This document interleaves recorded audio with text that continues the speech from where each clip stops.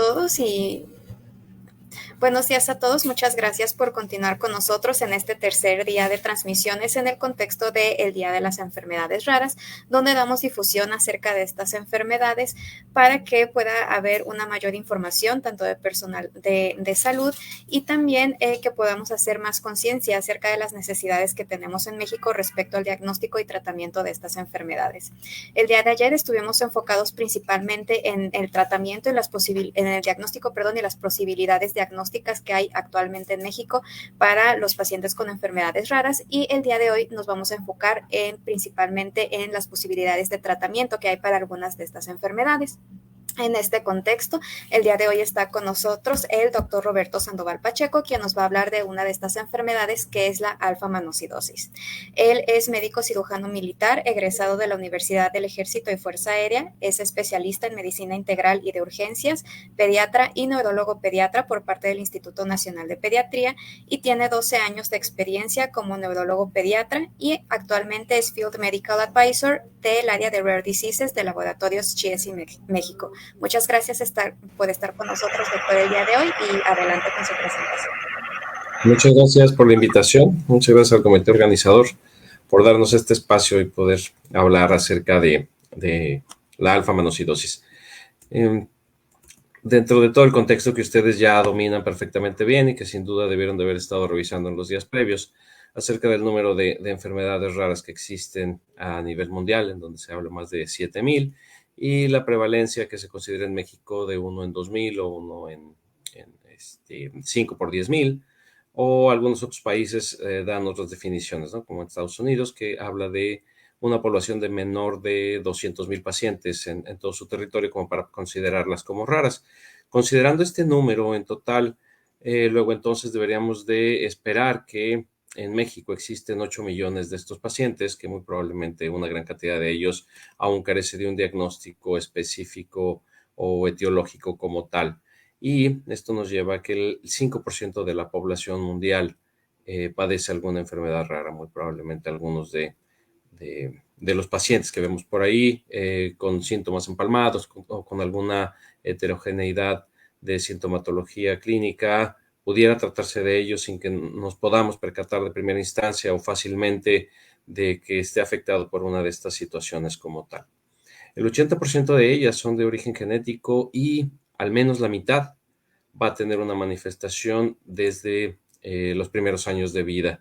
Igualmente, la mitad de ellos va a ser una condición que genera una discapacidad importante. Pueden ser de una sintomatología clínica grave. Y uno de los grandes problemas que llegamos a enfrentar es el tiempo de diagnóstico para ello, que vienen involucradas muchas situaciones para que se den este retardo o este periodo tan largo como para poder establecer qué es lo que estamos enfrentando realmente en el paciente, ¿no?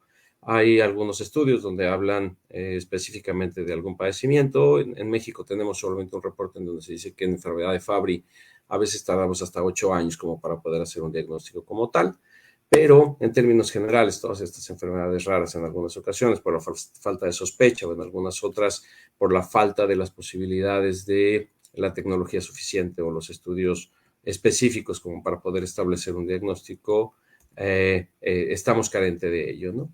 Y otra grave situación es que el 45% de los pacientes, como lo comentábamos hace un momento, puede ser que no se den cuenta que tienen esta enfermedad o que no, bueno, finalmente sí se dan cuenta, pero no saben que tienen este problema. Dentro del grupo de estas enfermedades raras, las de depósito lisosomal, bueno, su nombre lo dice, existe un acúmulo de alguna sustancia dentro de los lisosomas, que sabemos que ellos tienen una función digestiva dentro de la célula, y puede ser que esté afectada a dos situaciones, la endocitosis o la fagocitosis, donde degradan el material tomado que está fuera de la célula, y la autofagia, en donde va a digerir componentes propios de la misma célula que ya no son útiles para el funcionamiento o para algún metabolismo específico de alguna sustancia como tal. Entonces, el grave problema es que la heterogeneidad de los síntomas puede ser dado por diferentes circunstancias, y esto depende básicamente de el sitio donde esté afectado esta producción de la enzima. Más adelante les mostraré cuáles son todas las vías que pudieran estar involucradas como para generar el acúmulo de esta sustancia y finalmente las manifestaciones clínicas de los pacientes. Se sabe que existen más de 50 enzimas que degradan diferentes sustancias dentro del lisosoma. Estas, para ser activadas, necesitan un pH ácido. El lisosoma dentro de su interior tiene un pH de 5 aproximadamente. Esto se mantiene por la bomba de ATP para mantener ese pH ácido y que puedan ser activadas estas hidrolasas y obviamente digerir la sustancia que está ingresando al lisosoma como tal. Esto no se da de una manera natural, entonces vamos a encontrar el acúmulo de los metabolitos dentro del lisosoma. Hay algunos estudios que nos pueden ayudar y anteriormente sabemos actualmente que no son tan útiles como tal, pero incluso un frotis de sangre periférica nos pudiera llegar a apoyar la sospecha diagnóstica cuando hacemos un estudio de estos, que es de manera muy sencilla y aparentemente de bajo costo, de fácil acceso para todas las unidades de salud, en donde podemos ver linfocitos vacuolados. En este diapositiva les muestro cómo pudiéramos estar afectados de diferentes áreas. Y obviamente esto nos va a generar una diferente manifestación de la sintomatología del paciente y obviamente es lo que nos puede llegar a confundir, lo que nos puede hacer que tardemos en sospechar este padecimiento. Puede ser que exista un defecto desde la propia elaboración de la enzima como tal en el retículo endoplásmico, en donde se va a generar una enzima defectuosa y obviamente su capacidad catalítica se va a ver reducida, pero existen una serie de pasos como para que pueda activarse esta enzima dentro del lisosoma. Y si en alguno de ellos podemos llegar a encontrar algo truncado o algo donde no esté esa manifestación o esa fisiología normal dentro de la célula, dentro del lisosoma, pues nos va a generar el problema como tal. Aquí hay algunos ejemplos específicos de cuáles pudieran ser las causas, las razones de por qué alguna enfermedad se manifiesta como tal. Entonces, esto al mismo tiempo nos genera esa confusión, nos genera esa dificultad por la variación, a pesar de que probablemente no exista un genotipo o un fenotipo característico y a veces no existe una correlación directa entre la actividad enzimática que llegamos a encontrar, el tipo de mutación, que ustedes saben perfectamente que algunas pueden ser patogénicas, otras no tanto. Esto nos da la variabilidad y la dificultad o el reto diagnóstico para nosotros los médicos como clínicos. Dentro de los errores innatos del metabolismo, sabemos que existen más de 500 enfermedades, 5,000, enfermedades genéticas. Dentro de ella, el 10% son enfermedades metabólicas y dentro de estas, igualmente el 10% van a ser enfermedades por depósito lisosomal. Y dentro de estas enfermedades por depósito lisosomal encontraremos 8 glicoproteinosis, en donde está incluida la alfa-manosidosis. Entonces, la pirámide invertida nos va hablando acerca de la prevalencia de esta. Sí, la alfa-manosidosis, por lo tanto, se considera como una enfermedad ultra rara, en donde solamente podemos encontrar pacientes de entre 1 a 2 por millón de habitantes, dependiendo de la ciudad o del país, en donde estemos buscando este tipo de padecimientos. Y dentro de las familias de las enfermedades por depósito lisosomal, bueno, aquí les muestro cuáles son las principales metabolitos que nos van a generar este problema en cada uno de los pacientes, donde vemos las esfingolipidosis, las mucopolisacaridosis, y dentro de las proteinosis está la alfa-manosidosis y la beta-manosidosis, marcando el gen afectado en cada una de ellas. Entonces, existen otros nombres, otros sinónimos para la alfa-manosidosis, pero ya el consenso mundial se clasifica como tal, como alfa-manosidosis, aunque tal vez en algunas otras publicaciones pudiéramos llegar a encontrar como tal nada más la deficiencia de alfa de manosidasa o deficiencia de alfa-manosidasa B. Este estudio es muy interesante porque las características clínicas, como lo veremos un poquito más adelante, asemejan mucho a pacientes con mucopolisacaridosis.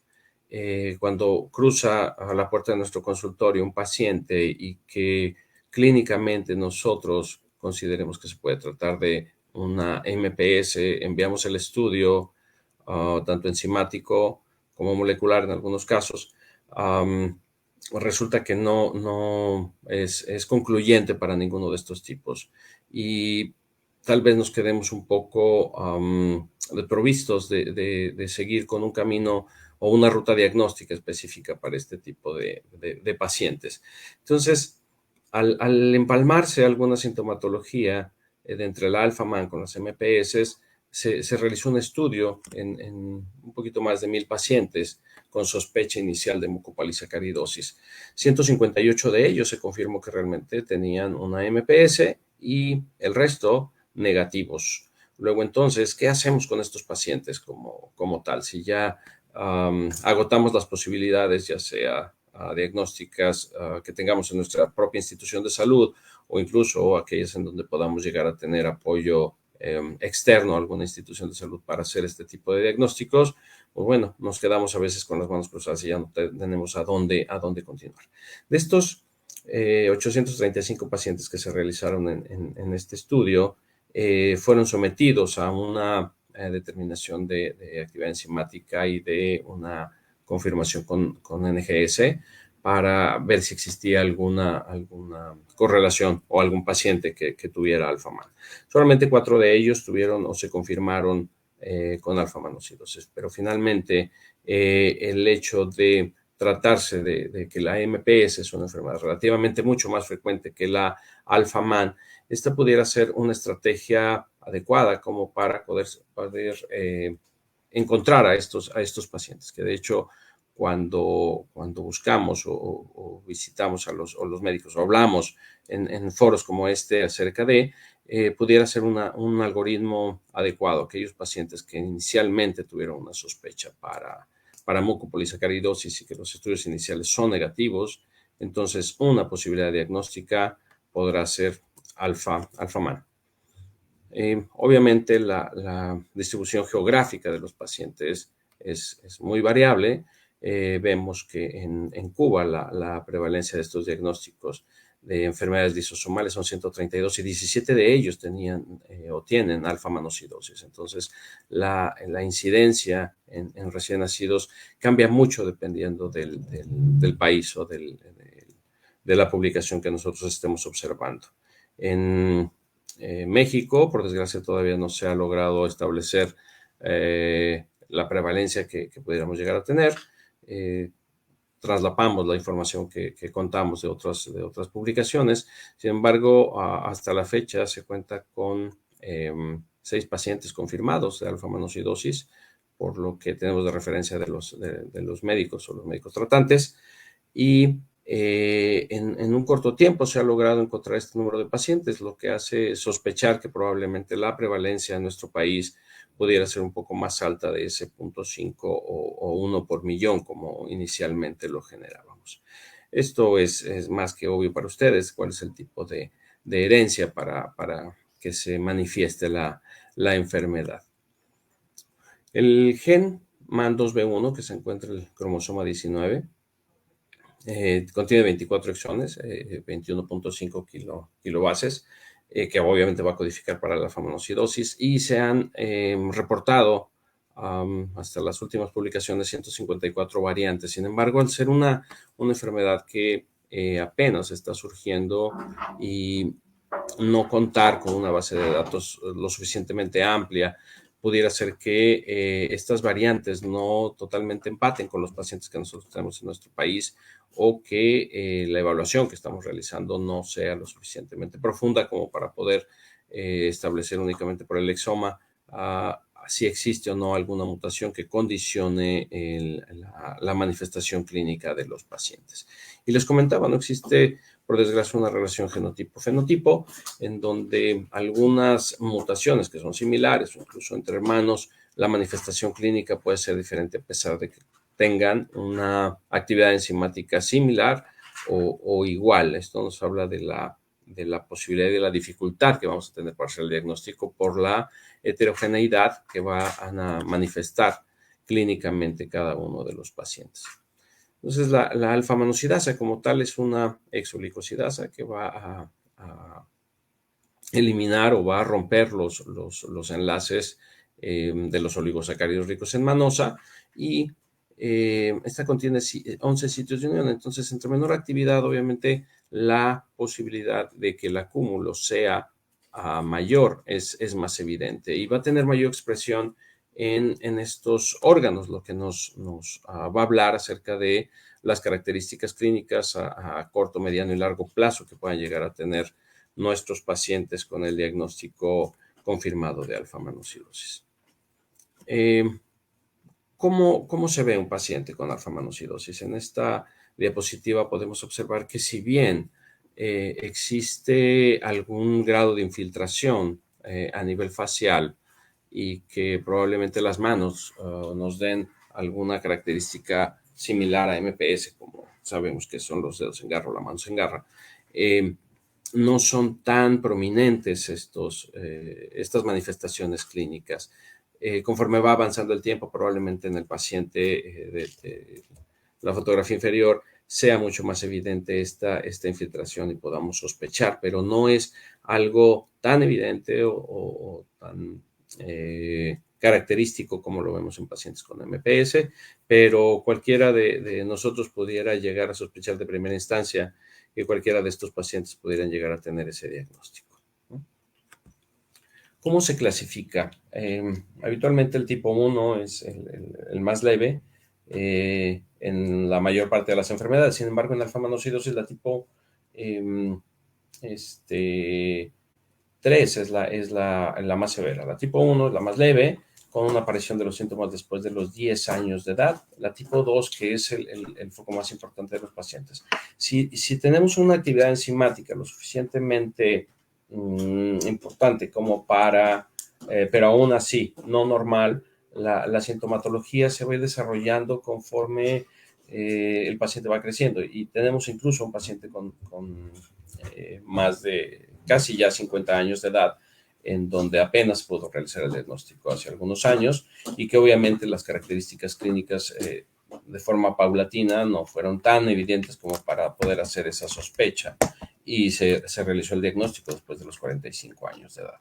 La tipo 2, que es moderada, es la aparición antes de los 10 años de edad. Y este sería nuestro foco de atención, porque muy probablemente si encontramos pacientes positivos o confirmados con alfa-manosidosis, pero después de cierta edad, tal vez el impacto con la terapia o con el tratamiento estandarizado no sea el más benéfico para ellos. Sin embargo, si nosotros logramos establecer un diagnóstico a una edad en donde todavía podamos modificar ese acúmulo de los oligosacáridos, obviamente detener el efecto deleterio de esta situación, pues nos va a favorecer en cuanto a que la reducción de los síntomas sea mucho mayor.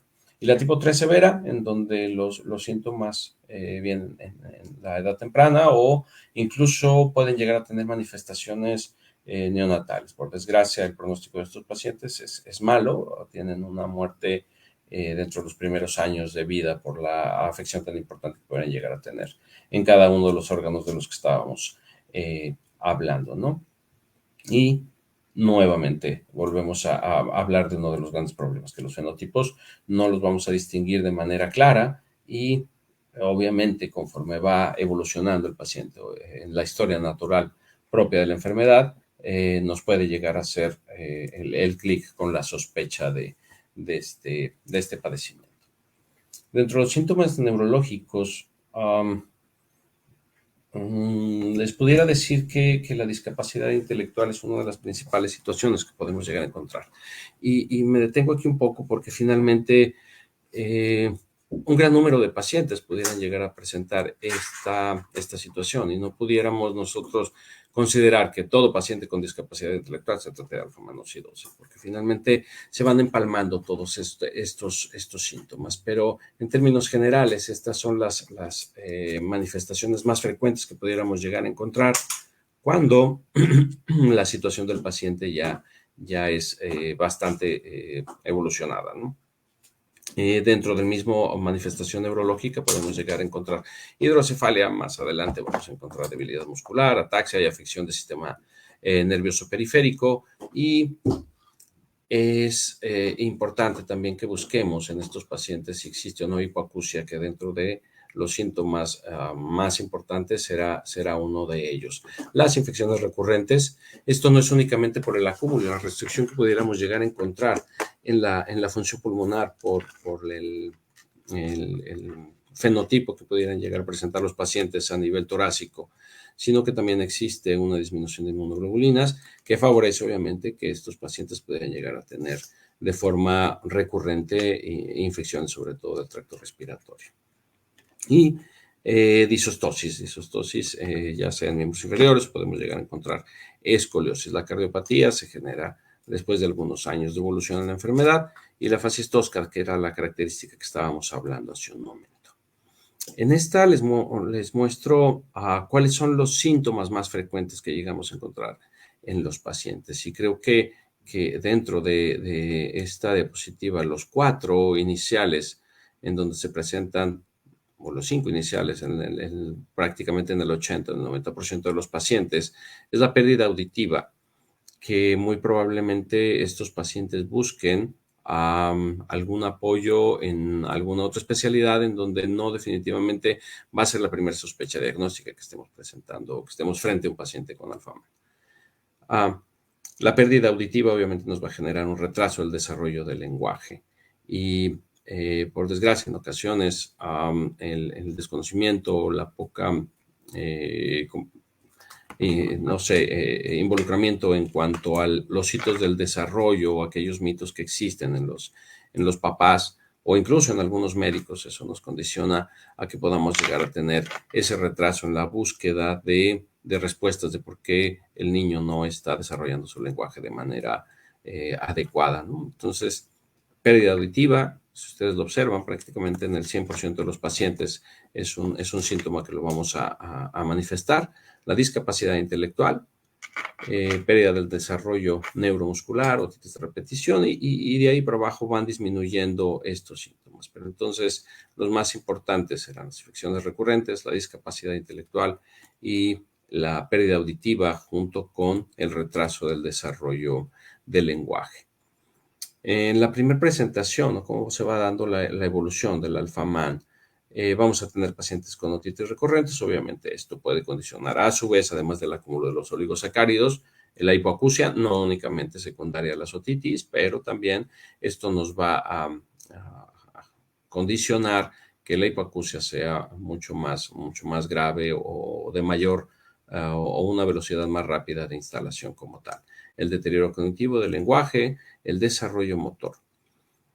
Luego entonces, por fortuna, se logró que dentro de la Cartilla Nacional de Salud se incluyera unas gráficas de la evaluación del desarrollo normal. Esto nos puede alertar a todos los papás que se involucren de manera adecuada con esto para saber si mi hijo está desarrollando las habilidades o estos hitos de desarrollo dentro de todas las áreas de lo que yo estoy esperando, y que no lleguemos a encontrar pacientes después de 3 a 4 años que apenas están logrando caminar o que apenas están desarrollando un poco de lenguaje, sino que tengamos un seguimiento apoyado incluso por las familias como tal, con este inserto que se logra en la cartilla de salud como para conocer exactamente cuáles son el desarrollo normal del paciente. Dentro de la segunda década ya podemos empezar a tener una mayor afección del sistema nervioso central con ataxia, debilidad muscular y disostosis con la afección neurocognitiva, y algo característico también en estos pacientes son trastornos psiquiátricos. Entonces,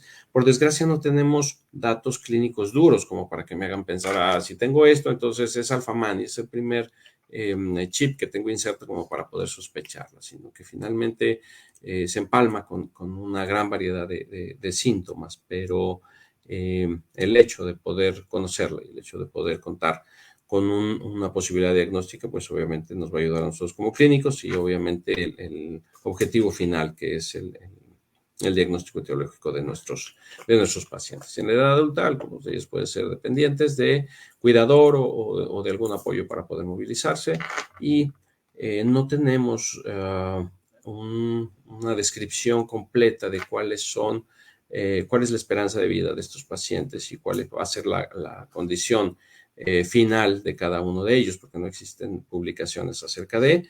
el paciente que les comento nos va a ayudar mucho para ello, el saber cómo se comporta esta enfermedad a largo plazo. Entonces, si hablamos acerca del algoritmo de enfermedades lisosomales y MPS, podemos, está más que establecido, si podemos llegar a tener pacientes con esa facies tosca y pudiera llegar a tener hepatomegalia con disostosis o más hallazgos neurológicos, nos van generando, nos van encaminando a cada una de las posibilidades que pudiéramos llegar a sospechar en cada uno de ellos. Para hacer el diagnóstico de oligosacáridos ricos en manosa, podemos hacer una determinación tanto urinaria como plasmática. Por desgracia, no tenemos esta técnica en nuestro país. Esto se desarrolló cuando inicialmente se empezaron a generar los estudios acerca del tratamiento o de reemplazo enzimático, pero sí nos cuesta mucho trabajo poder llegar a determinar cuál es la cantidad de oligosacáridos que puede llegar a tener un paciente en plasma o que esté eliminando por orina. Aún así, esto no nos va a confirmar el diagnóstico. Nos tendremos que apoyar con las situaciones clínicas y obviamente, el diagnóstico molecular como tal. Entonces, tenemos la actividad de la alfa-manosidasa, que en este momento se está realizando en el SIBO y es eficaz, es un resultado que se puede entregar de manera relativamente rápida. En 1 o 2 semanas podemos llegar a contar con este resultado. Se realizan linfocitos y nos determina una actividad residual del 5 al 15% como para poder dar la manifestación clínica contra grupos control, ¿no? Entonces, esto es una herramienta que pudiéramos llegar a considerar en aquellos pacientes, obviamente, que sospechemos, como lo habíamos comentado, con pacientes con mucopolisacaridosis que son negativos y que no tenemos una respuesta como tal, o que seguimos considerando que pudiera tratarse de una enfermedad de depósito. Entonces, existe un consenso que ya está publicado para pacientes menores de 10 años en donde exista pérdida de audición y retraso en el desarrollo del lenguaje. Entonces, tratar de buscar estos otros datos clínicos, el retraso cognitivo o las alteraciones motoras. Y incluso se les llama como MPS-like, ¿no? En donde el paciente seguimos con la sospecha clínica de que pudiera tratarse de esto. Sin embargo, los resultados que nos arrojan las pruebas de laboratorio son negativos para ellos. Y en mayores de 10 años, aquellos pacientes con discapacidad intelectual, deterioro en sus habilidades motrices, tanto finas como gruesas, y alguna manifestación psiquiátrica, tratar de buscar si existe pérdida de audición, que hace un momento lo comentamos, que es el síntoma mucho más frecuente y prevalente en estos pacientes, más la afección motora y probablemente ya afección del sistema nervioso central con involucro del cerebelo y de médula espinal, además del sistema nervioso periférico, ¿no? La importancia del diagnóstico temprano. Todos sabemos que entre más rápido establezcamos un tratamiento específico para cualquier tipo de enfermedad, obviamente el pronóstico va a ser mucho, mucho mejor. El problema es que los síntomas a menudo no van a ser específicos y vamos a tardar probablemente en llegar a ser. Y no se trata de que estemos haciendo un tamizaje en todos los pacientes que nos lleguen con hipacusia o que lleguen con alguna discapacidad intelectual, sino tenemos que ir escudriñando, tratando de jalar el hilo de la madeja para poder fortalecer o robustecer esa sospecha diagnóstica y entonces sí comenzar a enviar esos estudios de laboratorio dentro de nuestras opciones de diagnóstico y diagnóstico diferencial. Muchas de las veces tenemos diagnósticos erróneos o si no contamos con la posibilidad de realizar ese confirmatorio, pues damos diagnósticos equivocados o podemos llegar incluso, si con ese diagnóstico que nosotros consideremos que es el correcto, probablemente ofrezcamos al paciente un tratamiento que no sea el adecuado. Entonces, esto nos genera finalmente el retraso en el diagnóstico como tal y obviamente retraso en el tratamiento. Y este tipo de enfermedades, al tratarse de un depósito permanente, obviamente van a ir generando ciertos efectos deleterios sobre cada uno de los órganos involucrados en las manifestaciones clínicas de nuestros pacientes, ¿no? Idealmente debería de ser una evaluación multidisciplinaria, aunque esta palabra siempre me gustaría cambiarla por interdisciplinaria, que todas las especialidades estén involucradas y en comunicación directa para saber qué es lo que estoy buscando y qué es lo que estoy encontrando. Porque el hecho de tener pacientes en donde lo canalizo hoy a X servicio y en un mes a Y, obviamente esa comunicación que pudiera llegar a establecerse con un equipo interdisciplinario se va perdiendo, se va diluyendo dentro del expediente y tal vez no podamos llegar a tener o sesionar para poder conjuntar todos los hallazgos de cada uno de los especialistas que estén viendo a estos pacientes. Y si conocemos la enfermedad y llegamos a tratar o confirmar el diagnóstico como tal, sabríamos cuál es la historia natural probable del paciente con o sin tratamiento y entonces irlo canalizando o ir buscando todas esas comorbilidades que puedan llegar a tener secundarias a las complicaciones propias del padecimiento. Y ya el manejo específico como tal, se considera, y hay casos de éxito ya en el trasplante de células hematopoyéticas. Sin embargo, está indicado en pacientes menores de 2 años. Y si estamos hablando que el problema es el diagnóstico oportuno y en donde a veces tardamos casi 8 años para hacerlo, la mayor parte de estos pacientes quedan fuera de esta opción de tratamiento. Y algunos de ellos por algunas otras complicaciones o por lo que todos conocemos que a veces no encontramos el donador ideal o por desgracia también el donador pudiera tener la afección y entonces esto complica esta herramienta de tratamiento como tal. Y la terapia de reemplazo enzimático. Actualmente hay una sustancia disponible que es la belmanasa alfa. Es una alfa-manosidasa que es una recombinante en donde suple o ingresa a la célula y comienza a realizar la función de la alfa-manosidasa natural que estaba con una actividad un poco baja. Es una solución inyectable. Cada frasco tiene 10 miligramos. La dosis establecida para el tratamiento de la alfa-manosidasa es de 1 miligramo por kilo, que es de una infusión intravenosa de forma semanal y el resultado que se ha encontrado con este tratamiento se los comentaré de manera breve. Hay varios estudios en donde los primeros que se llaman LAMAN fueron para establecer la seguridad, la eficacia, etcétera. Y un estudio que se llama LAMAN 5, todos van con número secuencial, en donde ya se realizó el ensayo clínico como tal. Incluyó 25 pacientes. Estos 25 pacientes, 15 de ellos tenían ya tratamiento con la belmanasa alfa y 10 tenían tratamiento con placebo. ¿Cuáles fueron los datos que estaban tratando de buscar? La determinación de los oligosacáridos, la escalada de 3 minutos y la caminata de 6 minutos como tal, al igual que la función o la capacidad vital funcional pulmonar, de acuerdo a la línea de base que tenían. ¿Y cuáles fueron los resultados que se encontraron? Existía una reducción significativa en aquellos pacientes que estaban tratados con belmanasa alfa. Es decir, la cantidad de oligosacáridos que pudieron llegar a encontrarse después de haber instalado el tratamiento, después de 12 meses, era significativamente importante. Y esto, al final, nos daba una manifestación en cuanto a la condicionante de las variables clínicas que se estaban evaluando. Y en la escalada de 3 minutos, obviamente el paciente que tenía belmanasa alfa empezó a mejorar un poco la cantidad de escalones que pudiera llegar a alcanzar después de estos 12 meses de tratamiento, junto con la caminata de 6 minutos. Y la capacidad vital funcional.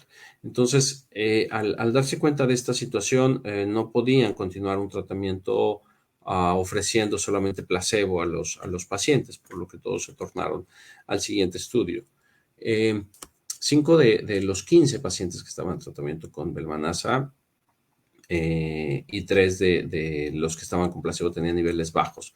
El 60% revirtieron hasta tener valores normales de inmunoglobulina y 2 de 5 pacientes presentaron mejoría. Es decir, el 100% nos dio una manifestación clínica o por determinación sérica la cantidad de inmunoglobulina, y esto obviamente iba impactando con el número de infecciones recurrentes que pudiera llegar a tener este grupo de pacientes. Y no hubo ninguno que lo revirtieran en el efecto placebo, lo que finalmente se va a traducir en un menor número de hospitalizaciones, menor número de cuadros infecciosos, que al final no únicamente me van a condicionar un daño, el acúmulo de los oligosacáridos y las infecciones recurrentes también van a ser una cuestión neurálgica para pues el efecto deleterio progresivo de estos pacientes, ¿no?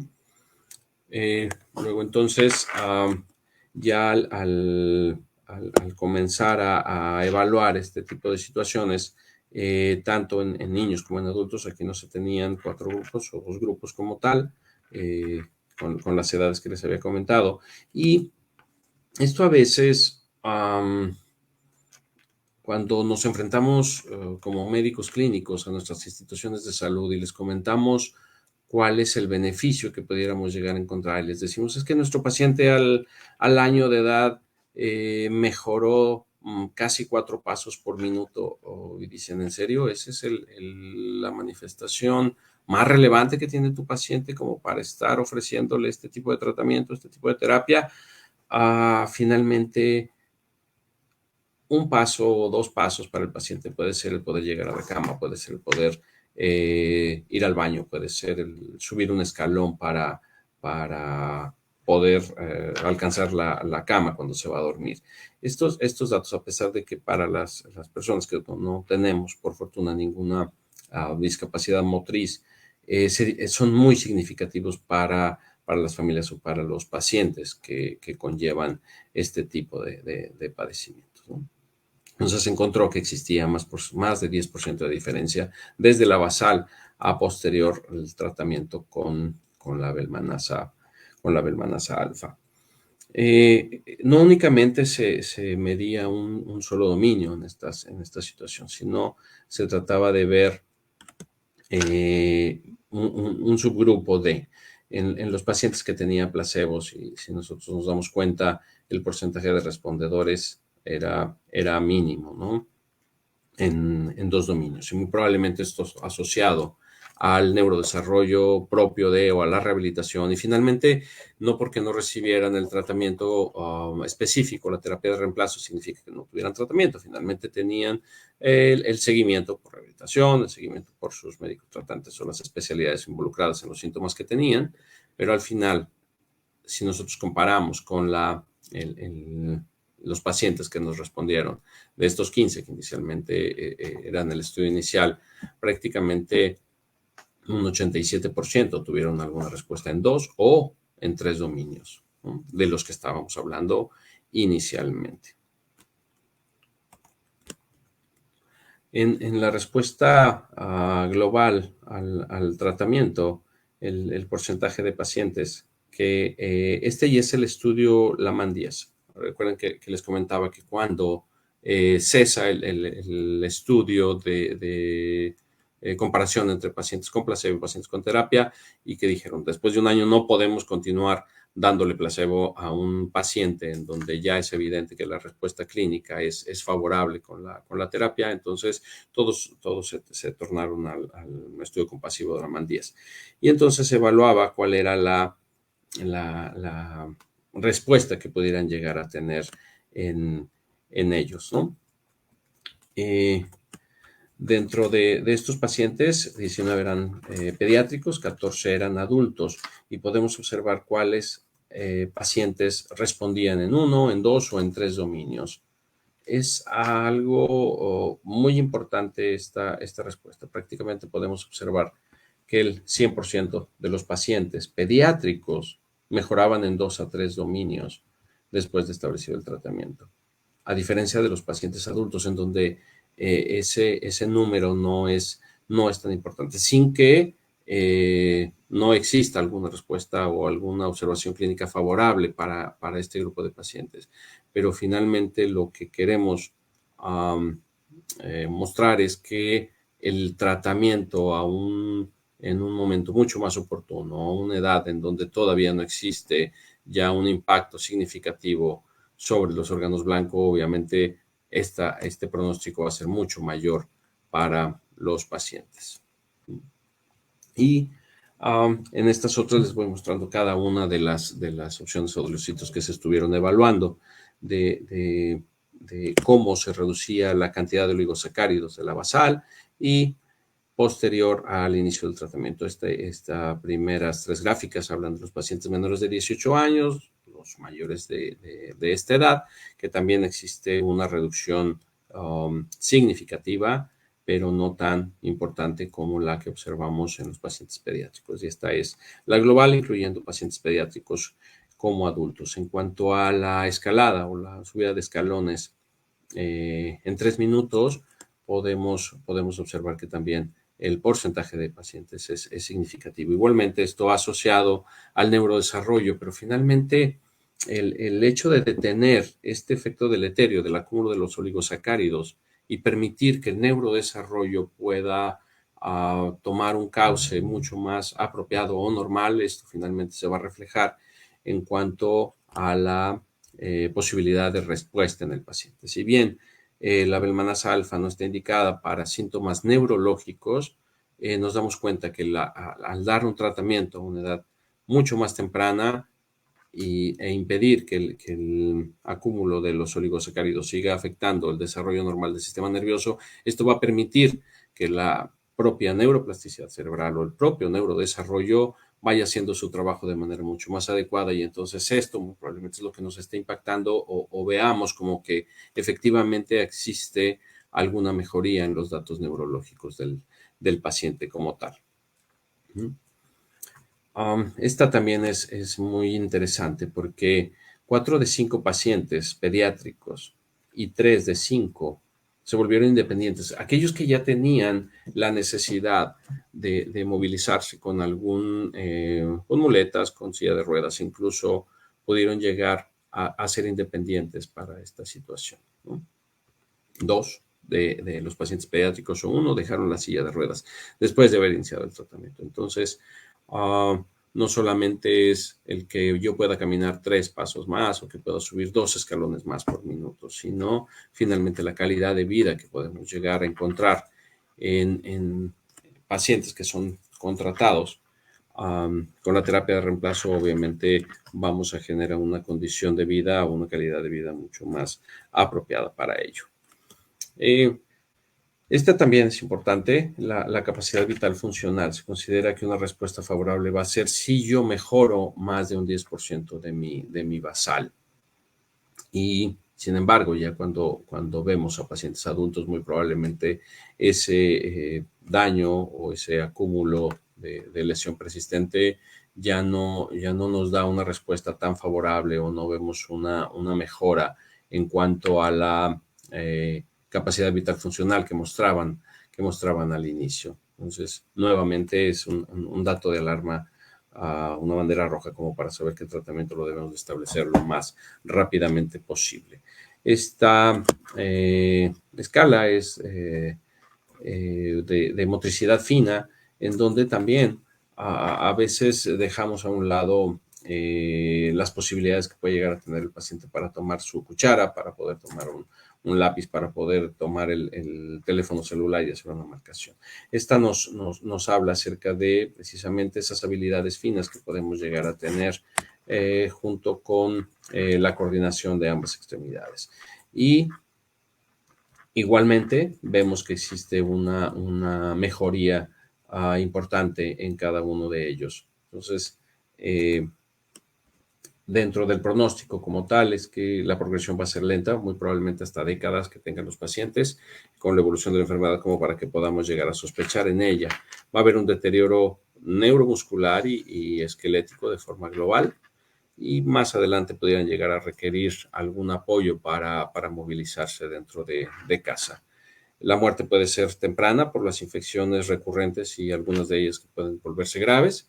Van a depender muy probablemente de un cuidador, si se trata de pacientes pediátricos, probablemente la madre tenga que hacerse cargo de, o finalmente todas estas situaciones que a veces dejamos a un lado como gastos insensibles también son importantes de tomar en consideración porque condicionamos a que una familia destine a uno de los padres como para volverse cuidador y que no pueda tener una actividad económicamente activa y esto condiciona pues obviamente una situación dentro de la calidad de vida del paciente y de la familia como tal, pues no tan benéfica para ellos, ¿no? Y finalmente el pronóstico va a ser malo a largo plazo. Entonces, dentro de las conclusiones, la alfa-manosidosis entonces es una enfermedad por acúmulo lisosomal de oligosacáridos que son ricos en manosa. La prevalencia que se considera, de acuerdo a las publicaciones internacionales, de 1 a 2 por millón. Sin embargo, algunos países pudieran llegar a tener una prevalencia mucho más alta, como lo observábamos en el reporte de Cuba y de Rusia como tal. Va a haber 2 grados dependiendo de la actividad enzimática y el tipo de mutación que podamos llegar a tener y obviamente el parteaguas son los 10 años de edad. Inicia síntomas previos a esa edad cronológica o posterior a ello. Y que es muy heterogénea, a pesar de que tengamos ya descripciones de un número significativo de pacientes, no todos de ellos se comportan de la misma manera, ni el cuadro clínico inicial fue el mismo. Entonces es un reto diagnóstico que podemos llegar a tener. Va a haber afección auditiva, probablemente aquí los otorrinos podrían llegar a apoyarnos para poder establecer en aquellos pacientes en donde no se cuente con un diagnóstico etiológico de por qué tengo hipoacusia y retraso del desarrollo del lenguaje, tratar de buscar esas otras banderas rojas, otros datos clínicos que puedan llegar a asemejar o sospechar alfa-manosidosis. Podemos realizar la prueba de actividad enzimática, les comentaba hace un momento que nos apoyan en el CIBO de Guadalajara, y la secuenciación de los genes o un exoma como tal.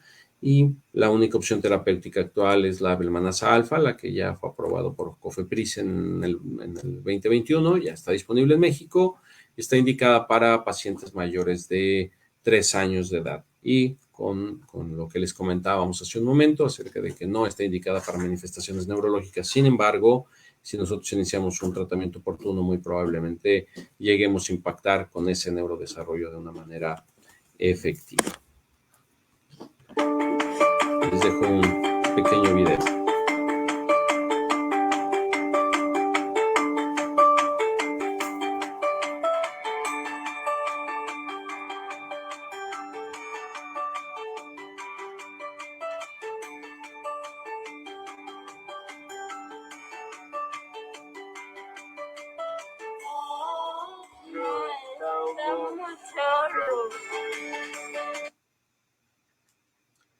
Muchas gracias.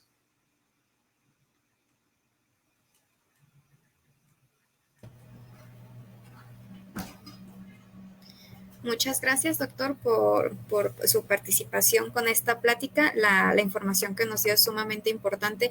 Muy importantes son estas pláticas para que los médicos comencemos a considerar estas enfermedades para poder realizar el diagnóstico, porque como usted mencionó, quizá algunas de las cifras que nos mostró pues pudieran cambiar, ¿no? Si se hiciera el diagnóstico a tiempo. Tenemos algunas preguntas por parte de la audiencia que ahorita van a comenzar a pasar en un momento. Muy bien, la primera pregunta que tenemos es, en relación a la forma leve de esta enfermedad, ¿de forma neonatal hay características clínicas distintivas para tener la sospecha diagnóstica? Y también si se evalúa esta enfermedad en el tamiz neonatal ampliado. Por desgracia, no contamos con un tamiz que incluya las enfermedades por depósito lisosomal. Si no estoy equivocado, la única institución que realiza un tamizaje para enfermedades lisosomales es Pemex, y ellos solamente buscan MPS 1. El resto de instituciones de salud no contamos a veces incluso ni con tamiz.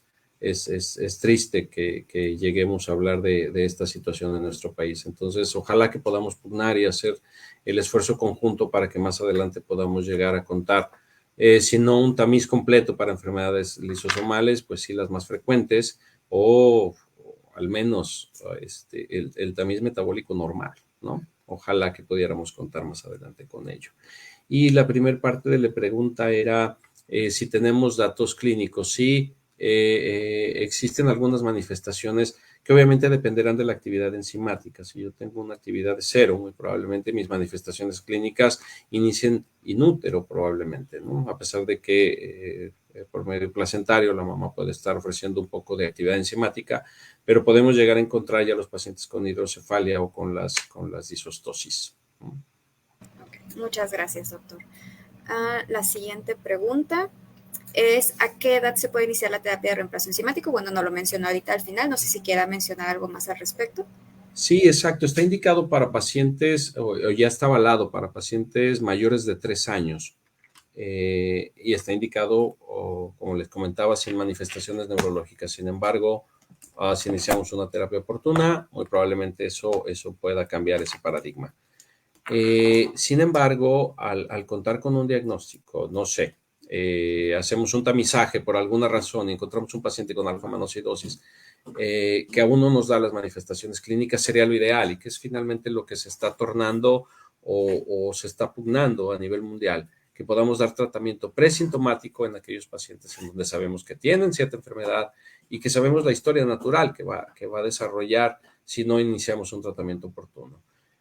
Aquí las instituciones de salud a veces no nos permiten tener esa decisión clínica como tal, y llegar a nosotros a decirles que en tanto tiempo mi paciente va a presentar X lesión, sí, pero no tiene nada en este momento, entonces no tienes por qué darle tratamiento, ¿no? Lo ideal sería sí conocer mucho más acerca de este padecimiento. Si tenemos una mutación que sabemos que es patogénica, si tenemos una actividad enzimática baja, será decisión del médico tratante, obviamente, iniciar una terapia inmediatamente. No necesariamente tendrás que esperar a los 3 años de edad. Muy bien, muchas gracias, doctor. La siguiente pregunta. Actualmente en México, ¿cuánto tiempo se tarda de diagnóstico a tener disponible la terapia de reemplazo enzimático, y si es fácil el acceso a este tratamiento? Qué buena pregunta.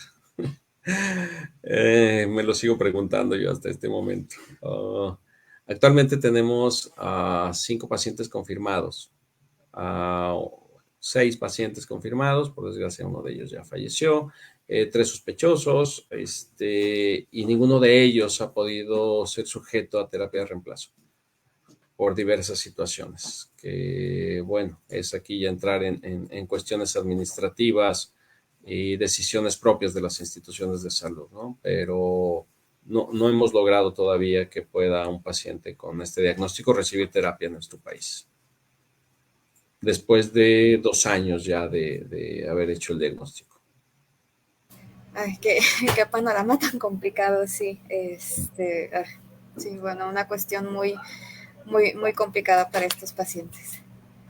Sí, para todo este grupo de enfermedades, ¿no? Anteriormente se contaba con el Fondo de Gastos Catastróficos, pero bueno, por alguna razón desapareció, y antes se echaba mano de ellos precisamente para dar el apoyo a estas enfermedades o estos diagnósticos. Sin embargo, en este momento no se cuenta con algún fondo específico para este grupo de enfermedades, que tal vez deberíamos de alzar un poco la voz precisamente con estos foros o con estas fechas conmemorativas, como para hacer un poquito más de ruido, ¿no?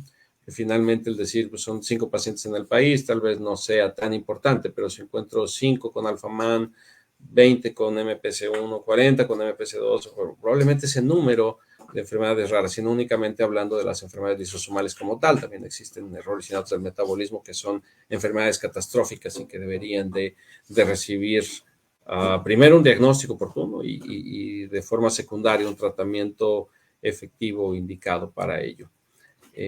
Pero tal vez nos falta unirnos un poquito más como médicos, como clínicos, para apoyar a todos estos grupos de pacientes a que alcen la voz y que los volteen a ver y que se den cuenta que finalmente no son tan raros. Hablábamos que muy probablemente 8 millones de los pacientes con enfermedades raras estén caminando por ahí en nuestro país, ¿no? Sí, sí, pues precisamente pues es el enfoque, ¿no? De estas pláticas, tratar de hacer más difusión, de ejercer un poco de presión para tratar de apoyar a los pacientes. Sí, Muchas correcto. gracias, doctor. Vemos a ver si hay alguna otra pregunta o comentario. Nos menciona la doctora Susan Gutiérrez. Muchas gracias por compartirnos su plática, doctor. Y tiene dos preguntas. La primera, ¿el tratamiento se propone que se indique de por vida o si hay alguna ventana de terapia? Y la segunda pregunta es, ¿cuáles son los posibles efectos adversos que se han observado? Muy probablemente el hecho de que sea una terapia de por vida es lo que limita un poco el acceso a las instituciones de salud, ¿no? Probablemente si fuera un tratamiento de cierto tiempo, tal vez encontraríamos algo mayor de accesibilidad para ellos, pero el hecho de tratarse, y más aún con una posología que va en relación al peso corporal, probablemente eso también sea un freno para las instituciones de aceptar este tipo de terapias, que todo el mundo sabemos el costo aproximado que nos genera cada uno de estos pacientes, ¿no? Entonces, la terapia es desde que la inicio hasta que fallece el paciente, ¿no? Y en cuanto a los efectos adversos, son muy comunes a todas a las terapias de reemplazo, que puede generar fiebre, puede generar un poco de dolor abdominal, puede generar escalofríos, náusea, vómito, pero la mayor parte de ellos son muy poco frecuentes, ¿no? Los datos que presentaban más frecuentemente los pacientes se subsanaron con premedicación. Sí. Sí, muy bien, muchas gracias. ¿Y algún otro comentario? Déjeme ver si hay otro comentario. Otra pregunta. Si tengo un paciente con sospecha de este síndrome, ¿cuál es la vía para buscar hacer del diagnóstico de este paciente en México? El laboratorio, hay un laboratorio que se llama Kiesi, que da el apoyo para esto. Se realiza la actividad enzimática inicialmente y posterior a ello, si se confirma esa actividad enzimática baja, se envía un exoma clínico en base a los datos clínicos que presente cada uno de ellos. No sé si podamos compartir el número, le puedo compartir mi número telefónico si tiene algún paciente como para canalizarlo a quien Okay. realiza ya directamente esto. Muy ¿Se bien, lo sí, gustó? sí, sí, sí, por favor. Es el 55 34 33 40 70. Muchas Estamos, gracias, doctor. doctor Robert Sandoval. Muchas gracias. No sé si hay algún otro comentario, otra pregunta.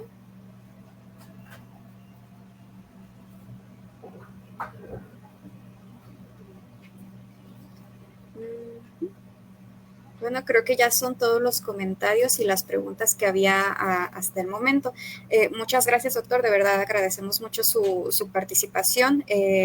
Definitivamente, pues es una enfermedad que nosotros tenemos que considerar. Muy importante los algoritmos a través de los cuales pudiéramos llegar al diagnóstico para que los empecemos a contemplar y aplicar nosotros en la consulta. Bueno, también ya tenemos su contacto en caso de que tengamos pues algún paciente con este diagnóstico. Muchas gracias por unirse a este esfuerzo que estamos haciendo esta semana para el Día de las Enfermedades Raras. Muchas gracias por la invitación. Un placer estar con ustedes. Gracias. Bye, bye.